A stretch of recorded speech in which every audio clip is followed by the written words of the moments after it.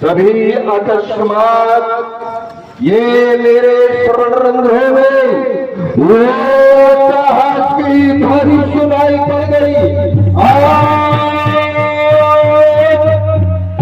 ये कौन हंस रहा है रावण पर? क्या होने जा रहा है आज रावण के जीवन पर? भोलेनाथ, क्या हो रहा है? क्या हो गया? ये आज में ही ये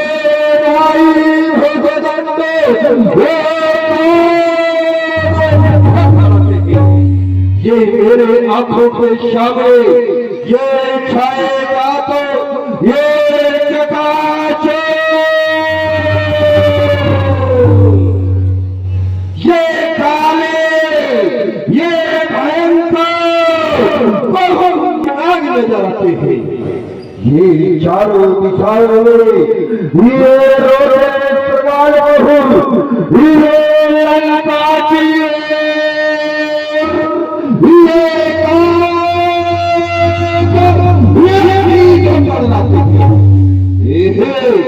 गुरुदेव बतलाओ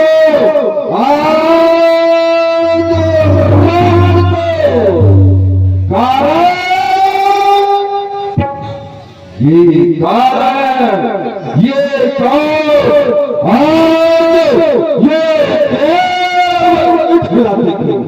क्या रावण पर हंसने वाले क्या ये देवता है?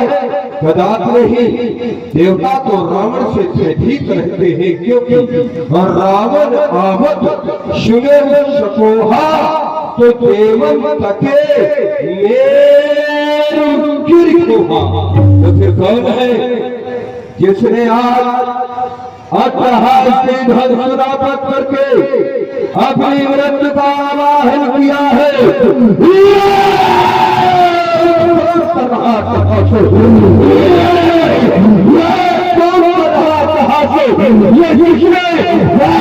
किसने चोरी की गई थी आपको? ये बहुत रहा इतिहास, ये गाड़ी किसने पर नृत्य हुआ? क्या पैरों पर रहा इतिहास, ये कौन कर रहा इतिहास? ये आदि शक्ति ने सच्ची छोड़ी क्या पाखंड का गुर्राया, या सूर्य ने तीसरा खोला, ये गिर गया ठाकुर का मंद प्रकाश।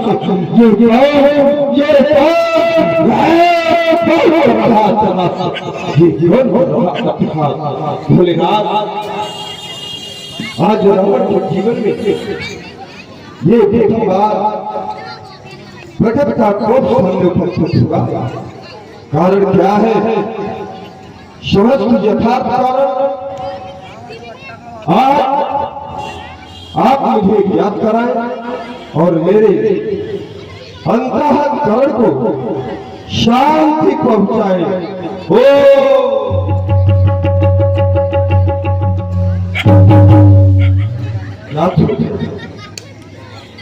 आज रावण के जीवन में जो प्रथम बार ये जगत का कोप सामने उपस्थित हुआ, कारण में राजा जनक और राजा जनक के यहाँ पर और रखा हुआ भूत भवन भोलेनाथ का वो पिनाक, वो धनुष, और राजा जनक धनुष को तोड़वा करके उस परमात्मा को ढूंढना चाहता है। उस परमात्मा को जिस परमात्मा की प्रतीक्षा इस रावण ने की है, रावण ने, और जब प्रतीक्षा रावण ने की है तो फिर ये जनक क्यों ढूंढ रहा है? यदि वो परमात्मा आया है तो मूल में जनक नहीं, ये रावण है, क्योंकि कर रहा ये प्रतीक्षा जिसकी तो ये मेरा पूर्ण कार्य हुआ। और यदि वो परमात्मा आया है तो मेरे ही उद्धार हेतु नारायण का अवतार हुआ। जाऊंगा मिथिला और मिथिला जाकर के उस भगवान को मैं ढूंढूंगा, उस परमात्मा कहलाने वाले से मैं मिलूंगा। और यदि वो मिल गया मुझे तो मैं उसकी पूजा नहीं करूंगा ना, क्योंकि हम राक्षस हैं, राक्षस। और राक्षस करते क्या है?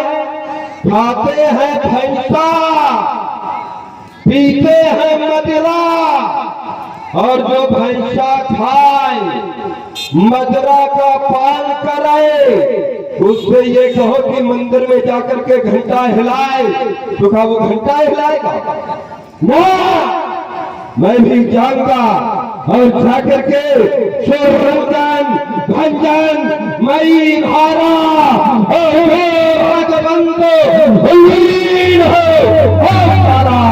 तो कैसे जाए मैं पैर हट कर मैं जाकर के उससे शत्रुता करूंगा।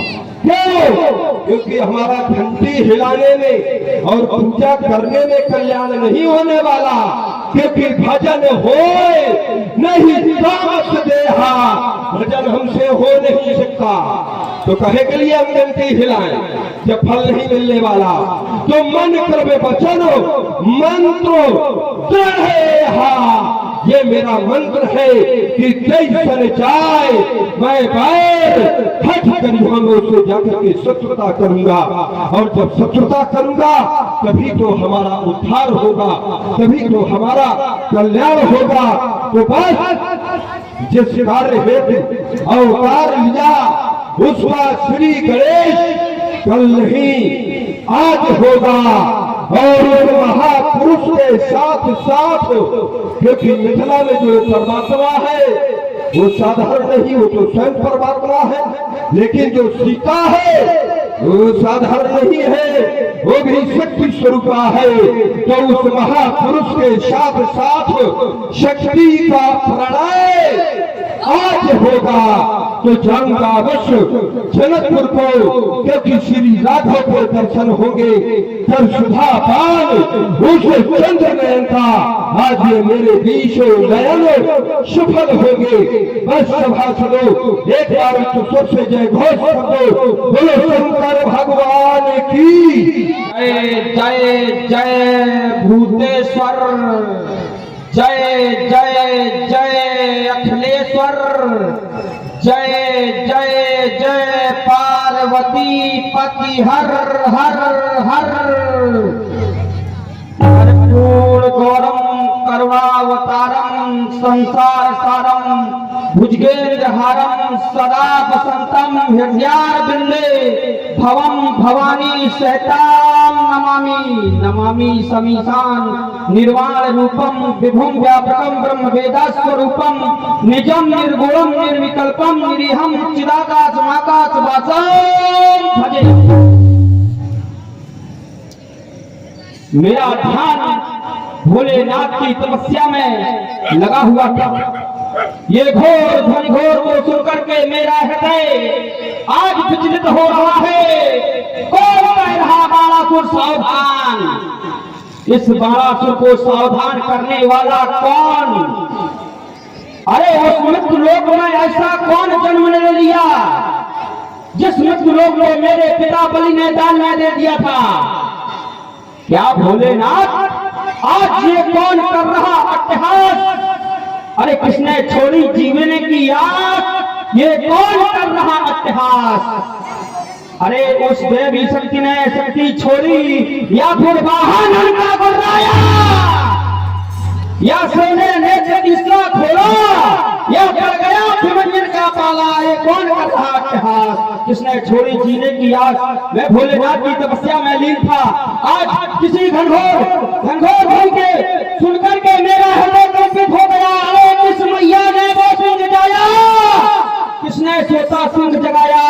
किसकी बजती रणभेरी समझ न पाती मत मेरी सावधान हो गया। ये कौन कर रहा अट्टहास? इस बाणासुर को सावधान करने वाला। एक बार मैंने भोलेनाथ की तपस्या की थी। भोलेनाथ की तपस्या करने के बाद भोलेनाथ ने मुझे कहा वरदान मांगो। मैंने कहा प्रभु अगर मुझे वरदान ही देना है तो मैं युद्ध परंतु भगवान शंकर ने कहा अभी युद्ध करने वाला बकासुर तुमसे कोई अभी पैदा नहीं हुआ है। तो मैंने कहा कब पैदा हो गया? उन्होंने एक पताका दी थी और कहा था इस पताका को ले जाकर अपने पंच में लगा देना। देखता हूं ये पताका तो ज्यों की त्यों लहरा रही है। कहा था कि जिस दिन पताका ये झुक जाएगी उस दिन इस मृत्युलोक में कोई जन्म ले लेगा तुमसे युद्ध करने वाला। परंतु देख रहा पताका तो ज्यों की त्यों है। तो ये कौन बाणासुर को सावधान कर रहा है? कौन सावधान कर रहा है? भोलेनाथ विदित कराओ। ओम नमः शिवाय। विदित हो गया। सो जन्मी जाकर दिव्य धरा में अरे पावन परम पुनीता और हर्षित होकर नृपति जनक ने रचो स्वयंवर सीखा। उस मिथिला के महाराज जनक ने अपनी पुत्री का विवाह हेतु एक प्रथा कर रखा है जो बहुत पुराना 16 पीढ़ियों से अज को पूज रहा था। उसका खंडन करने की प्रतिज्ञा ले रखी है। तो वहां पर देश देशांतर के राजा एकत्रित हो रहे हैं। देश देश के भूपति नाना आए गए प्रठाना राजा जनक का जो पल सुनकर के आए हुए हैं। ये कौन? ये आकाश मार्ग कौन जा रहा? ये कौन? ये पुष्पक तो लंकेश रावण के पास है। तो क्या ये रावण ये वही जा रहा है? ठहर रावण मैं आ रहा हूँ। परंतु ये पुष्पक है। ये पुष्पक तो उसके मन की गति के अनुसार चलता है। तो ये मुझसे पहले पहुंच जाएगा। मैं कैसे इसके पहले मिथिला पहुंचूं? ओह ध्यान आया। एक बार मैंने भगवान भोलेनाथ की तपस्या की थी तो उन्होंने 60 गांठ की माला दी थी। कहा था बकासुर इस माला का सिमरन करना तुम अपने वनवांछित स्थान पर पहुंच जाओगे। तो मुझे उस माला का स्मरण करना चाहिए। ओम नमः शिवाय। ओम नमः शिवाय।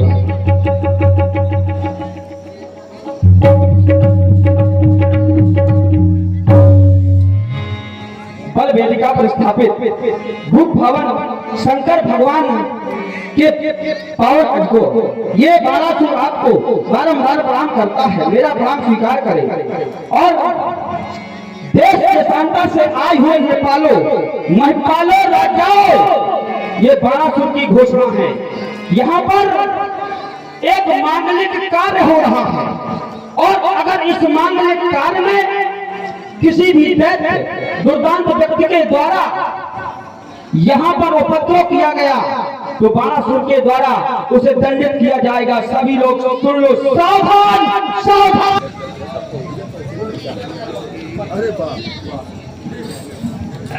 यही है वो मिथिला। मैं बहुत कुछ सुना करता था मिथिला के बारे में। ये संतों की समाज है। पूर्ण और नार शुभग शुचि संता धर्मशील ज्ञानी गुणवंता यहाँ की समाज संतों की समाज है। सनातन धर्मावलंबियों की समाज है। यहाँ के आदर्श सब लोग हृदय से किया करते हैं। क्या यही आदर्श है? कहते तो ये बहुत कुछ है लेकिन करते कुछ नहीं है। यहाँ पर जब मैं देखता हूँ तो आचरण ठीक विपरीत पाता हूँ। यही सनातन धर्मावलंबियों का तो कथन है कि यह तन विष की बेलनी और गुरु अमृत की खान। यही तो कहा करते हैं धर्म के ठेकेदार। और शीश दिए जो गुरु मिले तो भी सस्ता जान। इतनी बड़ी महिमा यही धर्मावलंबी गुरु की किया करते हैं। और आचरण जब देखता हूं तो ठीक विपरीत। क्यों? क्योंकि यहाँ पर राजा जनक जैसे संत के द्वारा जो गुरु भगवान का आयुध है स्वयं गुरु तुल्य है, आज उसका अपमान बल वेदी में रखवा करके अपने निज कार्य के हेतु जिसका 16 पीढ़ी से पूजन होता चला आ रहा है, आज उसको नष्ट कराने का ये षड्यंत्र कहाँ चला गया ये इनका कथन। किसी से दिए जो गुरु मिले, और कहते तो है किसी से दिए यदि गुरु मिले तो भी सस्ता जान, लेकिन गुरु आयु का अपमान करने से नहीं ये चुकते। तो यहाँ पर हम जो कहते हैं, भले हमारा अच्छा कहे तो क्या हुआ, हम कहते हैं जो करते हैं। ये सनातन धर्मावलंबी आज कहने पर मैं विवश हूँ कि ये करते तो खूब बहुत बड़ी बड़ी डींगे हारते हैं, लेकिन परसे न बूंद ये धोखा में धोए है। और यहाँ जो कहा सो किया, यहाँ ये रावण कहता है कि पापी है तो पापी है, मत्थे पर पापी लिखाए है तो है, ये कभी आडंबर नहीं करता। यहाँ जो कहा सो किया, जो किया सो किया, ये गर्व और गुमान इन मर्दों में है। आज ये रावण धनुष यज्ञ पर प्रतिबंध लगाता है, और रावण के रहते हुए कोई भी उस धनुष को दो भागों में परिणत करने का किंचित मात्र ही तो साहस न करे, अन्यथा वो रावण के द्वारा ये दंड का पात्र होगा। सावधान सावधान सावधान। अब बोल दीजिए।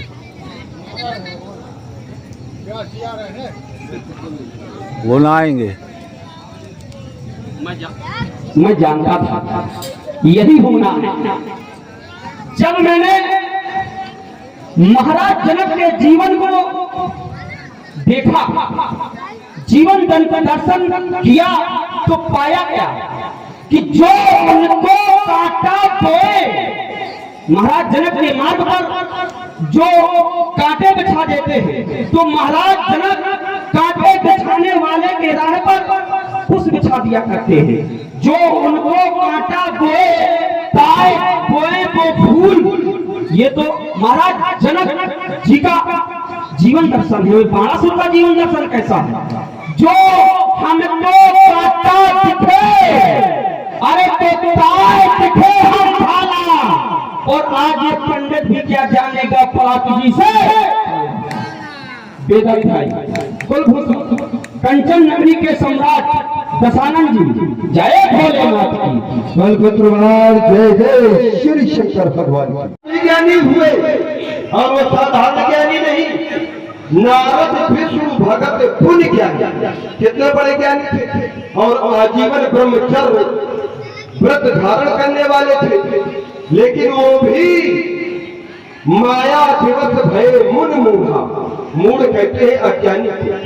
तो वो नारद जैसे ज्ञानी जब अज्ञानी बन सकते हैं, तो राजा जनक जैसा ज्ञानी आज अगर अज्ञानी बन गया है तो इसमें कोई गलत कार्य नहीं किया राजा जनक ने। क्यों?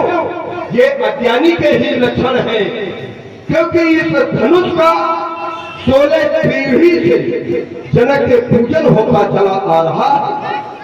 देवराज को धन दियो हर्षित हृदय महेश, गद्दी में कहा समझा इसके मान पूजत रहे मरे। इसको अपना इष्ट मान करके महाराज जनक से लेकर के जितनी पीढ़ियां हुई है सब पूजन करते रहे। और आज इतना स्वार्थ में ये राजा जनक अंधा हो गया कि अपनी कन्या के विवाह में आज इसको तोड़वाना चाहता है। अच्छा एक बात ये बतलाओ, अगर ये धनुष न टूटा, मान लीजिए धनुष नहीं टूटा, तो राजा जनक क्या करेगा? भाई धनुष कभी थोड़ा ही टूट जाइए। क्यों? क्योंकि ये धनुष साधारण नहीं है, ये दिव्य है, ये सुदृढ़ है, हिमे धनसी सृष्टि दिव्य लोका भी पूजते, लोगों में पूज्य है, केवल राजा जनक के पुरुषों के द्वारा नहीं, ये लोगों में पूज्य है। दृढ़े बलवती मुखे सुदृढ़े विश्वकर्मा सुखते विश्वकर्मा, स्वयं विश्वकर्मा जी के द्वारा इसका निर्माण किया गया है। ये दृढ़ है और जब कठोर है तो फिर टूटने वाला है नहीं, अगर न टूटा तो फिर राजा जनक के सामने विकल्प क्या है? क्या इसी प्रकार से प्रतिज्ञा की जाती है जैसे राजा जनक ने की है? हम अल्प विराम दे रहे हैं, आप यात्रा करें। रावण जी, जब ये धनुष देवराज इंद्र यहाँ से महाराज जनक के पास आया, 16 पीढ़ी हो चुकी। जब तक तो आप एक बार ना तो पूजा करने के लिए आए, ना इस धनुष की आरती करने के लिए आए, और कहते हैं कि एक ज्ञानी राजा ने घोषणा कर दी ये धनुष दिव्य है। अगर धनुष दिव्य है तो राजा जनक कोई मूर्ख थोड़ी है, ज्ञानी है, क्योंकि सिद्धांत कहता है, ज्ञानी को सिद्धांत कहता है। बताया था मैंने अपने प्रथम में, जब तुम ज्ञानी है, धनुष दिव्य है तो तोड़ने वाला भी दिव्य हो। अच्छा, तो ये यहाँ पर जो आए हैं क्या ये दिव्य है? दीप दीप के भूपति नाना आए सुन जो हम बनवाना, अगर ये दिव्य है तो फिर तोड़ने वाला भी दिव्य होना चाहिए। विचार करते देव तनुज धर मनुज शरीरा, तो क्या ये देव तनुज धर मनुज शरीरा, इनको क्या ये प्रण सुनाया गया? हाँ, ये प्रण किसके लिए है? सी संबल भूप अनेका समते सुभट एकते एका। तो ये प्रतिज्ञा किसके लिए? ये प्रतिज्ञा देवधनुष के लिए थोड़ा, ये प्रतिज्ञा तो दीप दीप के भूपति नाना आए सुन जो हम बनवाना, इनके लिए है, ये देवधनुष के लिए नहीं। तुमने कहा तो आए तो सब लोग है ना। दूसरी एक बात और, तुम राजा जनक को बहुत बड़ा ज्ञानी आप बता रहे हैं। बिल्कुल राजा जनक ज्ञानी नहीं, राजा जनक ने जैसा हमने पहले भी कहा था, आप भी कह रहे हैं कि बहुत बड़ा मूर्ख है। हम नहीं कह रहे, तुम्हारे कहने के अनुसार कह रहे हैं। हमारी हम थोड़ा कह रहे हैं, ये यहाँ की नारियां कह रही है कि सच परंतु पंग राम न तजई और विधि बस हट अविवेक ही गई। और अविवेक किसको कहते हैं? अविवेक, विवेक माने होता है ज्ञान, और अविवेक माने अज्ञानी तो होता है। और ये कौन कह रहा है? ये यहाँ पर ये नारियां कह रही है, और जब नारियां कह रही है या तो फिर ये झूठा है जो ये ग्रंथ रखा है, या तो फिर तुम कहने वाले झूठे हो। अगर ये झूठा है तो अभी तक हमने होली जलाई है इसकी। अभी अगर ये झूठा है ग्रंथ, क्योंकि दुनिया में कोई निराला नहीं और इससे बढ़कर के कोई शिवाला नहीं, तो अभी तक हमने इसकी होली जलाई है। अगर ये झूठा है तो फिर आज से तुम होली जलाना इसकी प्रारंभ कर दो। आज से तुम होली जलाना प्रारंभ कर दो। हमने कहा राजा जनक बहुत बड़ा मूर्ख, कैसे? वही तो राजा जनक है, कोई दूसरा तो नहीं है। कि इस दरबार में एक ज्ञानी उपस्थित हुआ, एक ज्ञानी, और वो शास्त्रार्थ करने के लिए आया। जब शास्त्रार्थ करने के लिए आया तो 8 जगह से वो वक्र थे, टेढ़े थे। वो ज्ञानी 8 जगह से टेढ़े। जब टेढ़ा था तो यही समाज थी राजा जनक की, जिस समाज को पूर्ण नारी सुभद्र समता की उपाधि दी गई। यही राजा जनक जो था जिसको तुम ज्ञानी बतला रहे हो, उस ज्ञानी का जो 8 जगह से टेढ़ा था, वक्र था, ऐसे उस ज्ञानी का उपहास इसी समाज के द्वारा तो किया गया था।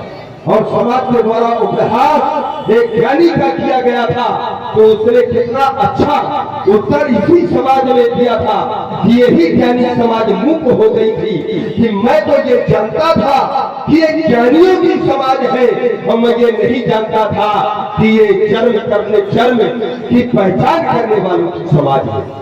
ये किसने कहा था? ये मैंने थोड़ा कहा था, इसी समाज के लिए कहा था। मैंने एक बात कही थी तुमसे, क्योंकि उस बिंदु को स्पष्ट नहीं किया कि राजा जनक ने जो ये प्रण किया, अगर धनुष नहीं टूटा तो राजा जनक के सामने क्या विकल्प है? क्या इसी प्रकार से प्रण किए जाते हैं जैसे राजा जनक ने किया है? एक प्रण इससे पहले भी किया गया, किसके द्वारा? मैया पार्वती के द्वारा। एक किया गया इसी प्रकार से सिद्धांत बनाया और जब सिद्धांत बनाया मैया पार्वती ने, तो राजा जनक का एक कर्तव्य बनता था कि उस सिद्धांत का पालन करना चाहिए। उसने मैया ने सिद्धांत बनाया, सप्त ऋषियों से कहा कि तो हमारे पन सुनो मुनीसा, और परी है सत्य कृपा निधि ईसा। हमारा एक प्रण है, और वो प्रण क्या है? परम शंभु, मैं शंकर का वर्ण करूंगी, और अगर वर्ण नहीं कर पाऊंगी, परम शंभु नता रहम कुमारी, अगर वर्ण नहीं कर पाऊंगी तो मैं आजीवन कुमारी रहूंगी, दुआएं नहीं कराऊंगी। ऐसा प्रण होता है कि विकल्प भी तो होता है कि अगर ऐसा नहीं हुआ तो मैं ऐसा करूंगी। राजा जनक ने कौन सा विकल्प कर लिया है कि अगर धनुष नहीं खींचा तो राजा जनक क्या करेगा? क्या करेगा? हर अगर टूट गए तो बढ़िया, और न टूटे तो हर लागे ना फटकरी, और जब चोखा हो जाए थोड़ी देर रो लेगा कि मैं अपनी पुत्री को रानी बना न सका, मैं ससुराल पहुंचा न सका, बस यही तो करेगा। और मत्थे में ठोकेगा हाथ और समाज से कह देगा कि जब माँ से नीचे नीचे करे जाओ। क्या विकल्प बचेगा? क्या यही विकल्प है?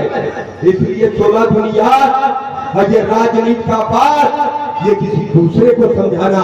हमने नहीं मानी अपनी बात, हम तुम्हें बात बता दूं, हमने नहीं मानी अपनी बात की तो हम मानेंगे कैसे तुम्हारी? क्योंकि हम है धर्मात्मा, राजा जनक से बढ़कर के है। ये थोड़ा गतिष्ठ भोजन है, ये गतिष्ठ भोजन है, और इसको यहाँ से सरल ढंग से प्रस्तुत करने का प्रयास किया जा रहा है। हम है धर्मात्मा और हम है महात्मा।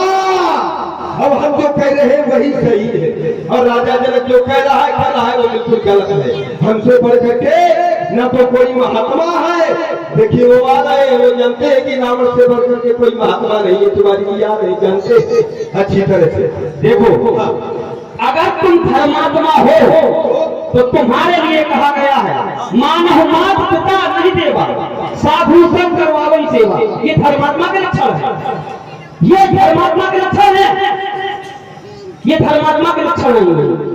बिना तो माता को मानते हो, न पिता को मानते हो, न गौ माता को मानते हो, तो वो मानते क्या हो? जहाँ भी देखो अत्याचार, दुराचार। यहाँ भी एक पुत्री का विवाह हो रहा है, एक कन्या का विवाह हो रहा है। अगर राजा जनक ने प्रण कर दिया तो कोई गलत थोड़ी कर दिया। अच्छा एक बात ये बताओ, सीता, माता सीता को वरदान गौरा ने दिया था। अच्छा जो माता पिता को नहीं मानते हैं तो उनको क्या कहा जाता है? निशाचर कहा जाता है। बिल्कुल।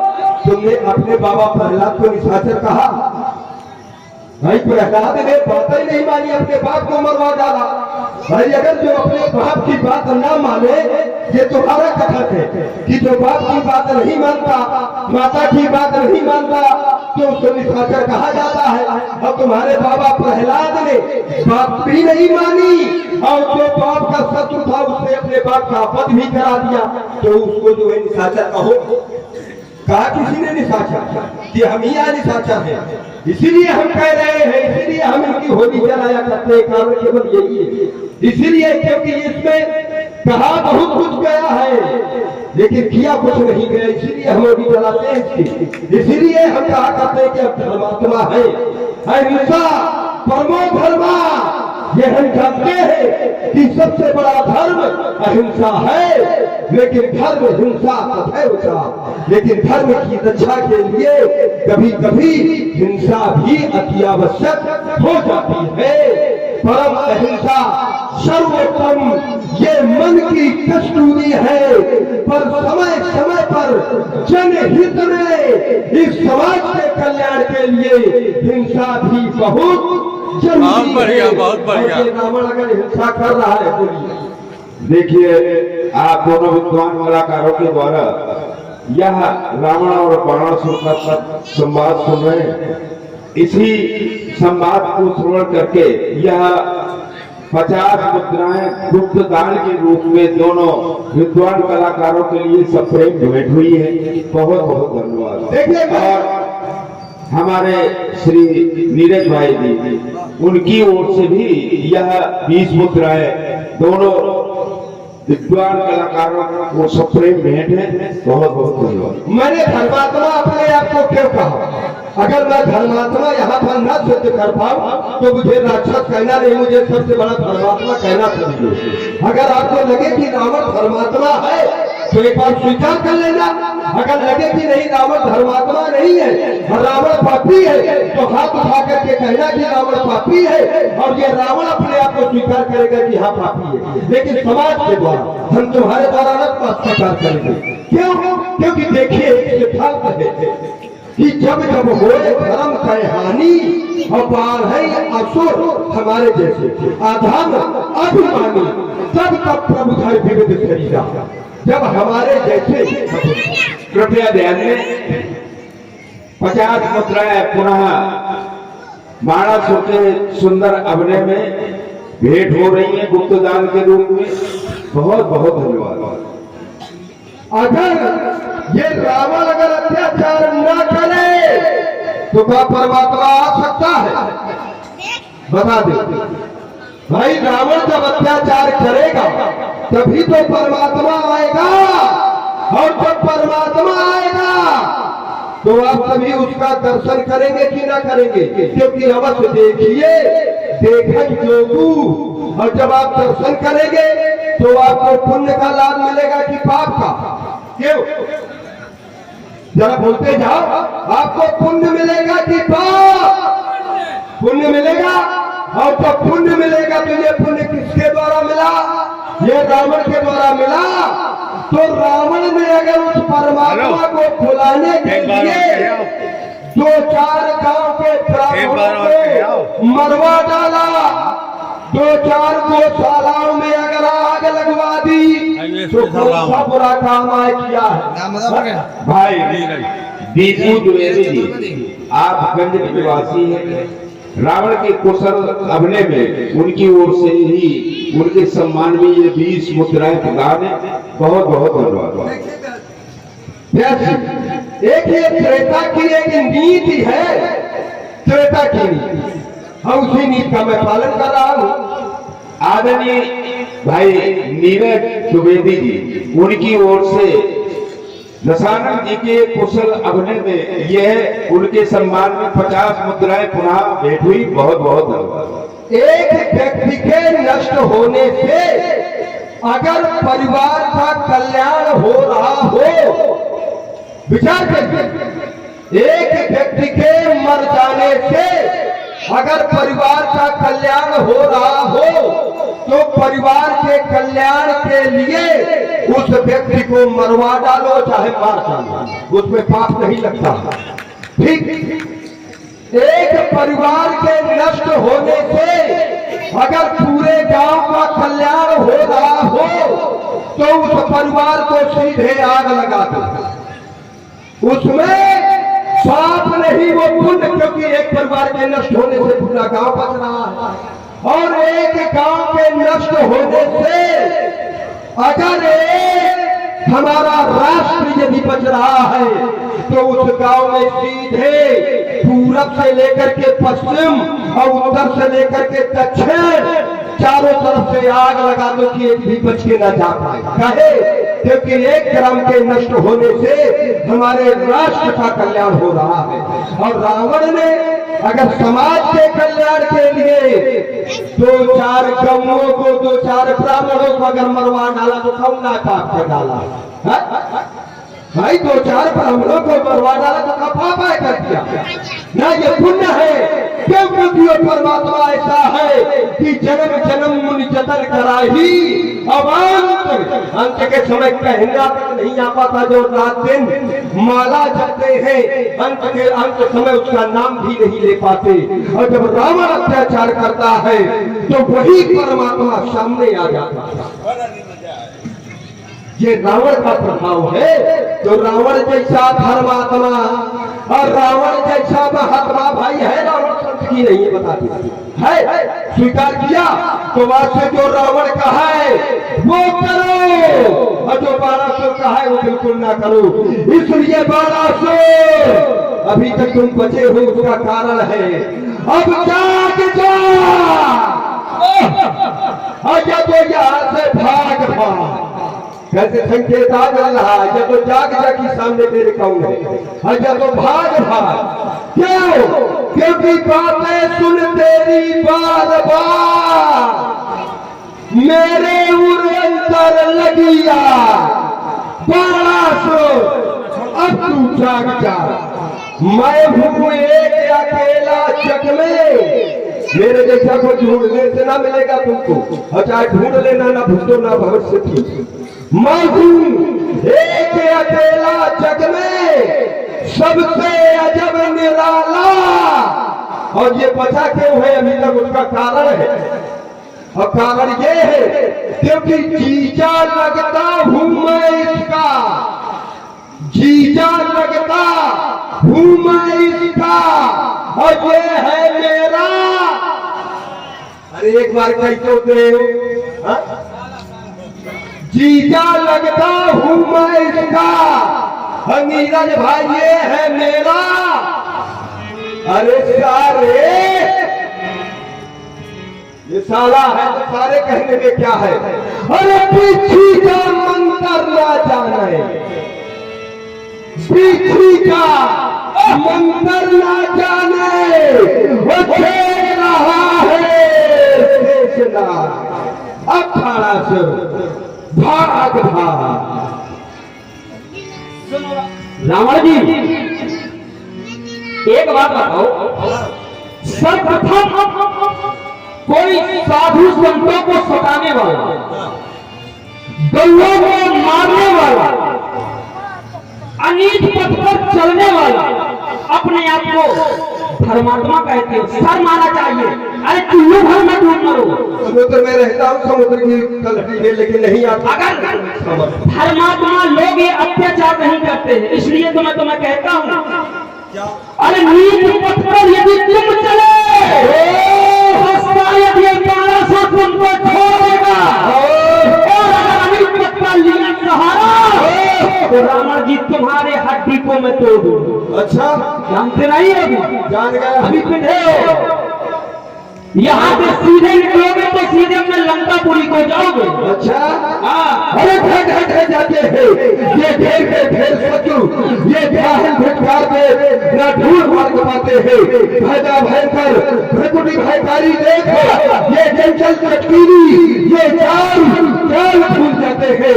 ये जटर जराते, ये गिरते हैं प्रबंध वीर, वीर की गुफाओं में गुम हो जाते हैं।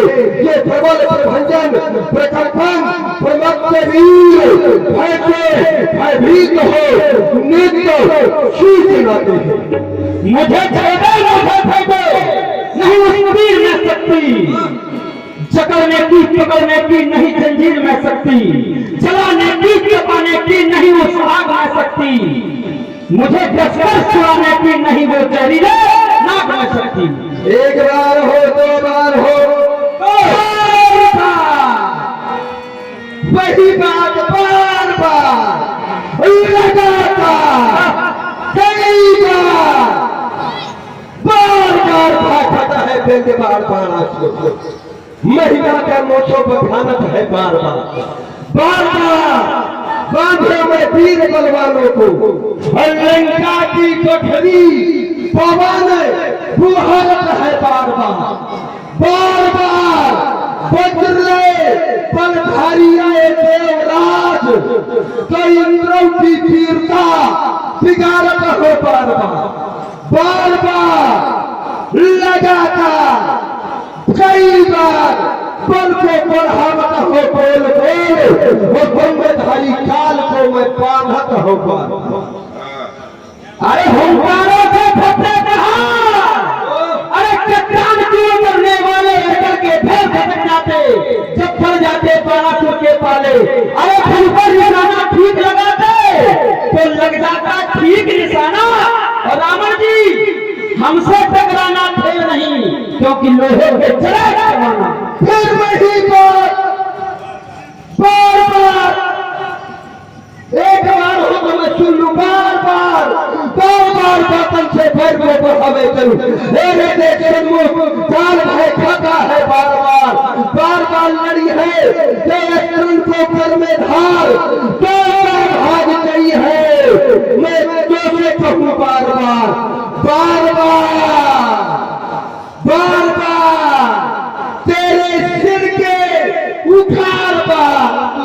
भूखा है।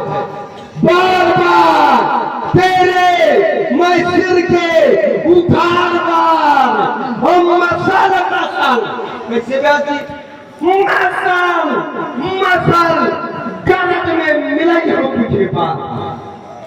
रावण जी तुमको ये बारापुर खुली चुनौती देता है।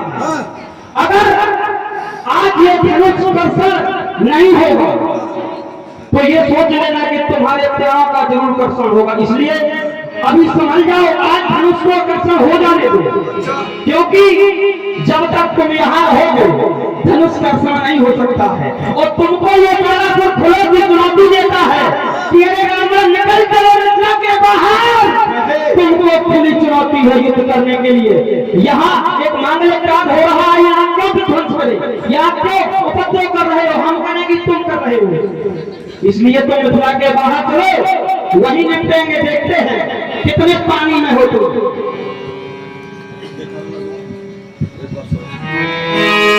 ये भूत भाव शंकर भगवान के पावन पिता ये बलिपुत्र बाणासुर को प्राण करता है। बाणासुर का अंतिम प्राण स्वीकार करेंगे। एक बार सभी सज्जन लोग बोलेंगे, बोलिए शंकर भगवान की जय। देखिए यहाँ पर रावण और बाणासुर का आना अति आवश्यक था। यदि रावण और बाणासुर नहीं आते तो राजा जनक की जो ये प्रतिज्ञा है कि त्रिभुवन जय समेत बैठे ही, तो ये पूर्ण नहीं होती। क्यों? क्योंकि बाणासुर के पास पाताल की विजय है और रावण के पास इस पृथ्वी लोक और स्वर्ग की विजय है। और ये जब दोनों ये त्रिलोक जयी यहाँ से होकर के जब चले जाएंगे, उसके बाद जो भी व्यक्तित्व इस धनुष को तोड़ेगा तो इस समाज के द्वारा और राजा जनक के द्वारा उसे त्रिभुवन जयी होने का प्रमाण पत्र प्राप्त हो जाएगा, प्रशस्ति पत्र मिल जाएगा। अगर ये नहीं आते तो फिर त्रिभुवन जयी होने का प्रशस्ति पत्र मिल नहीं पाता उस व्यक्तित्व को। इसलिए यहाँ पर आना अति आवश्यक था। दूसरा, रावण का यहाँ पर आना विशेष अति आवश्यक था। क्यों? क्योंकि रावण उस परमात्मा को ढूंढने के लिए आया है। उस परमात्मा को जिस परमात्मा ने मानव के रूप में अवतार लेकर के इस समाज में उपस्थित हुआ, लेकिन समय का अभाव है तो भूत भवन भोलेनाथ के खिलाफ मेरी आपसे एक प्रार्थना है और एक मेरा निवेदन है कि एक राजा का कर्तव्य ये होता है कि सबसे पहले अपनी प्रजा का कल्याण कराए और उसके बाद स्वयं अपने कल्याण के बारे में सोचे। मैंने जितने भी राक्षस थे, कोई इधर था कोई उधर था, मेरे ही परिवार के नहीं, किसी को ऋषियों ने श्राप दिया, किसी को संतों ने श्राप दिया, कोई इस संग्राम में था कोई उस संग्राम में था।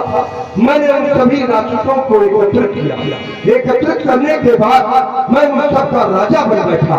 तो मेरी आपसे एक प्रार्थना है कि राजा होने के कारण मैं चाहता हूँ कि सबसे पहले उन राक्षसों का कल्याण हो। लेकिन उन राक्षसों का कल्याण जब होगा जब पहले आपका उद्धार होगा, आपका कल्याण होगा। तो मेरी आपसे प्रार्थना है कि आप उस परमात्मा के कमलों में जाकर के दो भागों में परिणत होते हुए उस परमात्मा को और भी शक्तिमान बना देना, जिससे कि आगे आने वाले समय में युद्ध क्षेत्र में मैं एक राक्षस को उस परमात्मा के हाथों परम पद को प्राप्त करा सकूं और स्वयं साथ में अपने कुल के सहित उस परमात्मा के कर कमलों के द्वारा उसके धाम को प्राप्त कर सकूं। बस यही मेरी आपसे अंतिम प्रार्थना है, अंतिम निवेदन है। हे अजगो अंतिम प्रणाम, हे अजगो अंतिम प्रणाम। एक बार सभा सुनो।